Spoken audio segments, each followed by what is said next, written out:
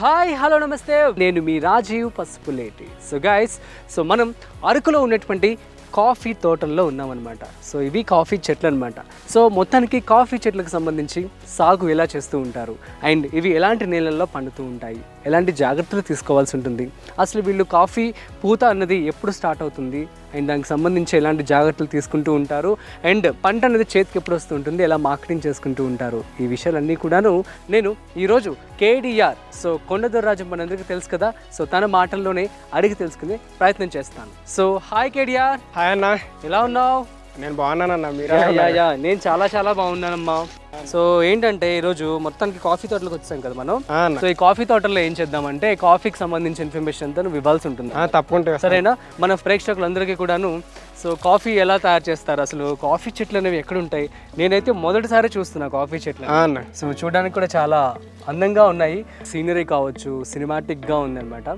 So మొత్తానికి ఈ చెప్పకొస్తే coffee అసలు ఎలా సాగు చేస్తూ ఉంటారు, అసలు ఏంటి అన్న? కాఫీలు వచ్చేసి రెండు రకాలన్నా, అరబికా, రోబస్టా అని రెండు రకాల మొక్కలన్నీ ఉంటాయన్న.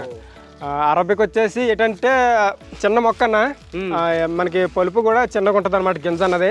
అలాగే రోబస్టా వచ్చేసి మొక్క పెద్దది, అలాగే సైజు కూడా కొంచెం పెద్దదన్న. అలాగే మనకి స్వీట్ ఉంటుంది అన్న, పండు కూడా మనం తినొచ్చండి. అవునా? దీని పండు కూడా మనం తినొచ్చు అనమాట. సో చెట్టు ఎంత ఎత్తి పెరుగుతుంది? చెట్టు వచ్చేసి ఒక 5 అడుగులు 8 అడుగుల దాకా పెరుగుతుంది అన్న. మనకి రోబస్టా అన్నదే మనకి మొక్క వేసిన కాడి నుంచి ఈ రోజు వేసాం కన్నా మొక్క పక్కగా 3 సంవత్సరాలు 4 సంవత్సరాలు అయితే మనకి 5వ సంవత్సరం నుంచి అన్నది కాపు అన్నది వస్తుంది అన్న. ఒక్కో మొక్క నుంచి మనం 300 గ్రాములు 500 గ్రాములు మనం తీసుకొచ్చాను క్రాప్ అన్నది.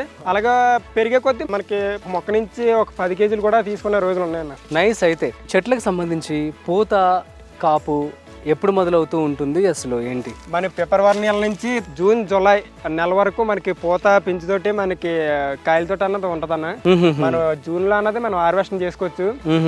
అలాగే మనకి కనబడుతున్నాయి కదా ఆల్రెడీ, పూత వచ్చినట్టుంది వీడికి. పూత చిన్న మొగ్గల్లాగా ఉన్నాయి, మల్లెపూల్ లాగా చిన్న మొగ్గలు.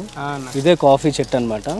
మొక్కకే దూరం వచ్చేసి 5 అడుగులు వేస్తారన్న. 5 అడుగులు వేస్తారు. 5 అడుగులు వేస్తే మనకి ఎకరానికి వచ్చేసి ఎన్ని మొక్కలు పడతాయి అంటే 800 నుంచి మనకి 900 మొక్క పడే అవకాశం ఉందన్న.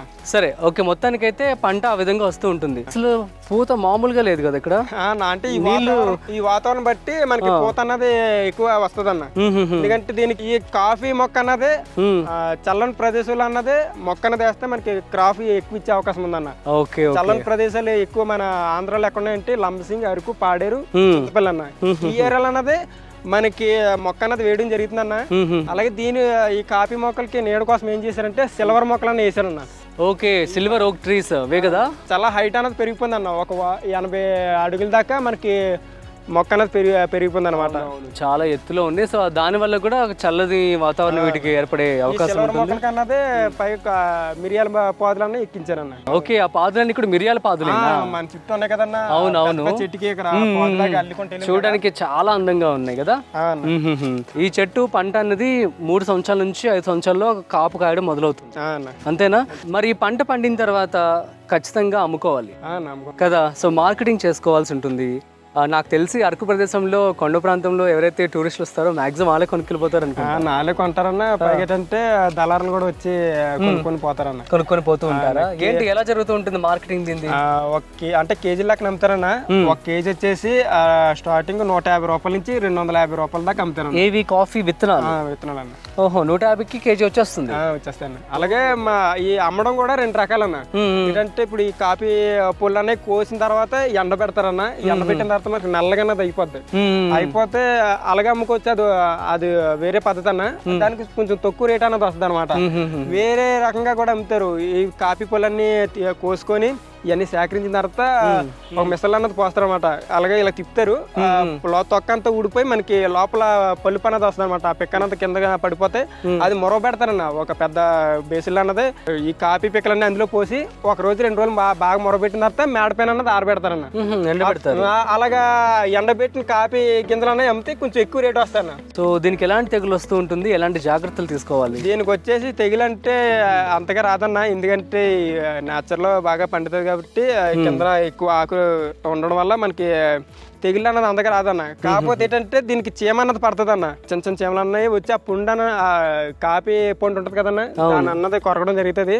ఎక్కువ శాతం ఒక ఎకరంలో ఏం చేస్తారంటే యాప నూనె తర్వాత ఈ చీమల మందు అన్నది స్ప్రే చేస్తారన్న. అంతే అంతే, అంత మించి ఇంకేం చేయరన్న. ఒక ఎకరానికి ఎంత దిగుబడి వస్తూ ఉంటుంది అంటే ఒక ఎకరానికి వచ్చేసరి లాభం అన్నది 1-2 లక్షలు వచ్చే అవకాశం ఉందన్న. ఓహోహో, ఓకే. అంటే ఈ కాపు ఏంటి ప్రతి సంవత్సరం ఒక్కసారే కాస్తుందా లేకపోతే మల్టిపుల్ టైమ్స్ కాస్తుందా? లేదు, ఒక సంవత్సరమే కాస్తుంది అన్న. సంవత్సరానికి ఒక్కసారికి? ఒకసారి. అలా ఎన్ని సంవత్సరాలు బతుకుతుంది చెట్టు? 25 నుంచి 30 సంవత్సరాలు అన్నది బతకడం జరుగుతుంది అన్న. అమేజింగ్. సరే, నెక్స్ట్ మరి దీనికి సంబంధించి మట్టి ఎలాంటి మట్టిలో బాగా పెరుగుతుంది? కాఫీ మొక్క అన్నది నీడన్న ఉండదన్న. అదేలే, నీడ ఉంటే నీడ అన్నది ఉంటే నీడ మంచు ఈ రెండు బేస్ చేసుకొని మనకి మొక్క అన్నది కొంచెం బాగా రావడం అవకాశం ఉంటుంది అన్నమాట. మరి ఎవరైతే ఇలాంటి బిజినెస్ స్టార్ట్ చేయాలనుకుంటున్నారో వాళ్ళకి నువ్వు ఎలాంటి జాగ్రత్తలు చెప్తావు? ఎవరన్నా మీరు కాఫీ పంట పండించుకోవాలనే ఉద్దేశం ఉంటే ఈ లంసింగ్లు అన్నది లీజ్గా ఇస్తారన్న మా గిరిజన ప్రజలు అన్నది. లీజ్గా అన్నది ఇస్తారు. ఆ లీజ్గా అన్నది తీసుకొని మనకు కాఫీ మొక్కలు అన్నవి ఈ లంసింగ్లు అన్నది ఈ చింతపల్లి ఏజెన్సీలు అన్నది వేసుకుంటే మనకి బాగా క్రాప్ వస్తుంది అన్న, బాగా పండుతుంది. ఎవరన్నా చేయొచ్చు అన్న ఈ పంట అన్నది. Thank you so much KDR. So guys, మొత్తానికి మనం చూస్తున్నాం కదా. సో లంబసింగి అరకు ప్రాంతాల్లో అటువంటి ఎక్కువగా పండే పంటలు ఏమైనా ఉన్నాయంటే మిరియాలు కావచ్చు, కాఫీ, ఈ తోటలు అనేది ఫేమస్ కూడా మనకి. సో ఈ అరకు లోయలో సో ఈ పెద్ద పెద్ద చెట్ల నడుమున సో కింద అనమాట వీటిని కాఫీ చెట్లు వేయడం జరిగింది. సో వీటికి సంబంధించి ఒక ఎకరానికి వచ్చేసి 800 నుంచి 1000 మొక్కల వరకు పడుతూ ఉంటాయంట. సో ఒక మొక్క వచ్చేసి 3 సంవత్సరాల వరకు పెరుగుతూ ఉంటుందంట. 3 సంవత్సరాల తర్వాతే కాపు కాస్తుందంట. ఒక చెట్టుకు వచ్చేసి ఈజీగా 500 గ్రాముల నుంచి స్టార్టింగ్ మొదలవుతుందంట. తర్వాత కేజీలు కూడా వచ్చే ఛాన్స్ అయితే ఉంటుందంట పంట యొక్క దిగుబడిని బట్టి. అండ్ దీనికి సంబంధించి పూత వచ్చేసి ఫిబ్రవరి, మార్చ్ ఈ టైంలో వస్తూ ఉంటుందంటే. మొత్తానికి అన్ని పూలు వచ్చాయి. సో ఇక నెక్స్ట్ కాయలు కాసి ఆ పంట అనేది జూన్, జూలై నాటికి దిగుబడి వస్తుందంట వాళ్ళకి. సో దిగుబడి కూడా ఒక ఎకరానికి వచ్చేసి చాలా బాగానే వస్తుందని చెప్పడం జరుగుతుంది. ఎంత కాదనుకున్న రైతుకి 1.5 నుంచి 2 లక్షల రూపాయలు, సో అంతకంటే ఎక్కువ కూడా లాభం వచ్చే ఛాన్స్ అయితే ఉంటుంది. ఇక మార్కెటింగ్ విషయానికి వచ్చేస్తే అరకు మనందరికీ చాలా తెలుసు కదా, చాలా ఫేమస్. ఇక్కడ జనాలు వచ్చే వాళ్ళు ఎవరైతే ఉన్నారో టూరిస్ట్ వాళ్ళందరూ కూడా ఆటోమేటిక్గా మనం చూసినట్టు కింద చాలా స్టాల్స్ అనేవి పెట్టేశారనమాట. సో వాళ్ళే సాగు చేసుకుని వాటిని అమ్ముకుంటున్నారు. అండ్ నెక్స్ట్ వచ్చేసి అండ్ దీనికి సంబంధించి కింద నుంచి దళారులు కూడా పైకి వచ్చి అరకు లోయలో కొనుక్కుంటూ ఉంటారంట. అండ్ ముఖ్యంగా ఇలాంటి మొక్కలు పెరగాలి అంటే కనుక ఖచ్చితంగా నీడ అనేది ఉండాల్సి ఉంటుందంట. సో ఇక్కడ కూడా మనం చూస్తున్నాం సిల్వర్ ఓక్ ట్రీస్. సో పెద్ద పెద్ద ట్రీస్ ఉన్నాయన్నమాట. ఆ ట్రీస్ కింద వేయడం వల్ల ఆ చల్లటి శీతోష్ణ స్థితి అంటాం కదా, సో అలాంటి వాతావరణంలో మాత్రమే ఇవి పెరుగుతూ ఉంటాయంట. ఇది ఇవాల్టి special farming coffee business idea.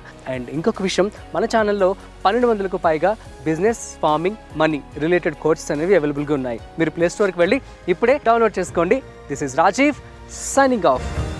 Boss Wala. Be the boss.